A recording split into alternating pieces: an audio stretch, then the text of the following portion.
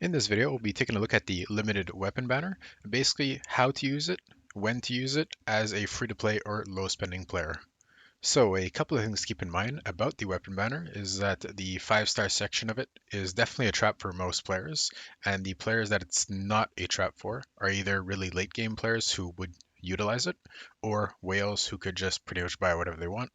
And by now, these two types of players will definitely have a full fleshed out 8 character roster. They'll have some 5 stars they want and all that. Now, if we look at the details of the banner, we have to keep in mind that the 5 stars don't ever guarantee on this one, unlike the character version. So you can realistically get really unlucky and get several of a 5-star weapon that you don't want. This just means that if you're actually looking to roll a specific weapon or like a good weapon that you want in the short term, you can probably count more on getting one of the 4 stars because if you try to go for one of the 5 stars at all costs, you could quickly dig yourself a hole for a few $100s, and there's really no guarantee, like I mentioned before, that you could even get what you want.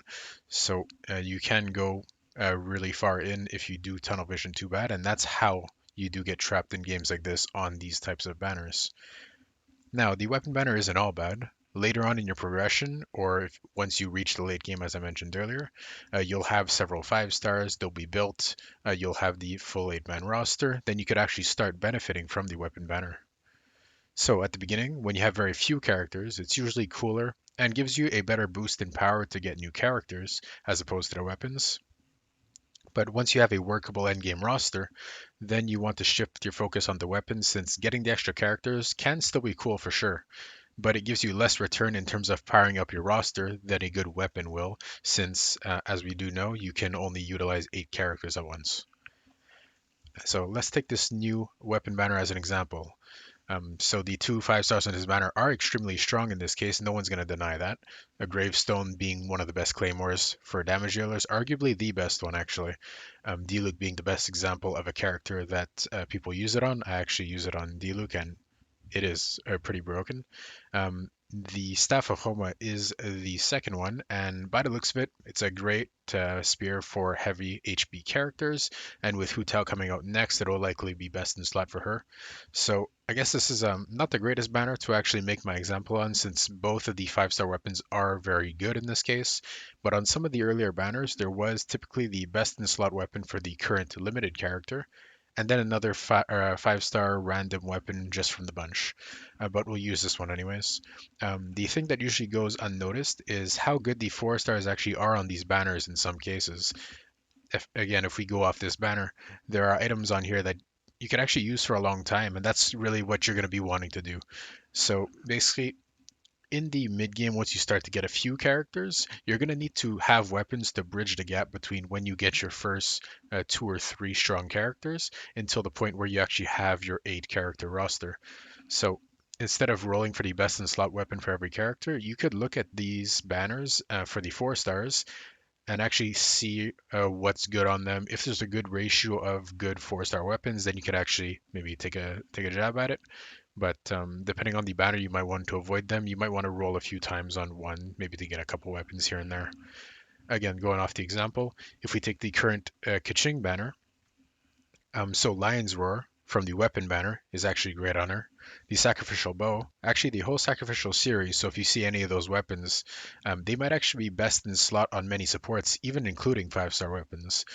With some refinements, of course, since they are 4-star versions and they do get much stronger in the later refinements, but it's not too bad to get a few of them over time. Definitely a lot easier than rolling a specific 5-star, so great pickups for sure, even for the late game.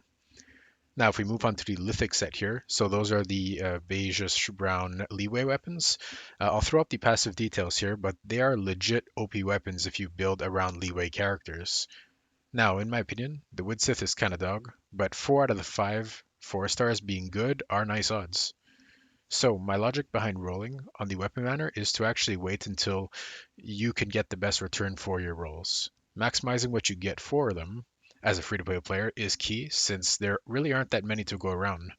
Following this logic, waiting till late game to use the weapon banner for accessing the 5-star weapons could be the key to saving yourself a bunch of primo gems, since you'll have a late game roster and you'll know exactly what you need for that roster and be able to make the best decision on which banner to roll for.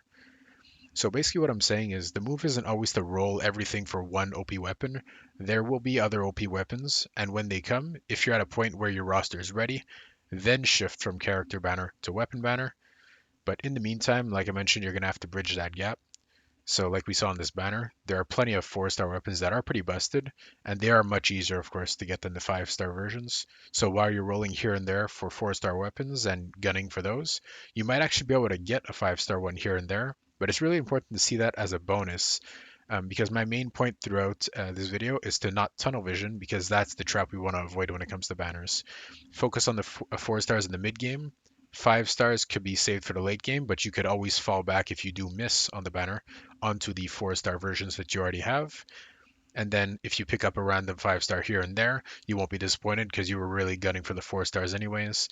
And the 5-stars will be bonuses. And let's say you get lucky, then you could get a great weapon. But it's easier to not get disappointed when you don't get tunnel visioned and then focus completely on the 5-stars. Because at the end of the day, the game is definitely playable with the 4-star versions. And that's basically what I'm trying to say in this video. And that pretty much wraps up my take on the weapon banner. It kind of goes a bit contrary to what people have been saying about the banner, as opposed to saying that it's a complete trap. It's more so how and when to use the banner that's important. And as always, if you made it this far, I do appreciate you watching the video. And if you did enjoy it or find it helpful in any way, I'd appreciate if you could like, subscribe the video, all that good stuff. And I'll see you in the next one.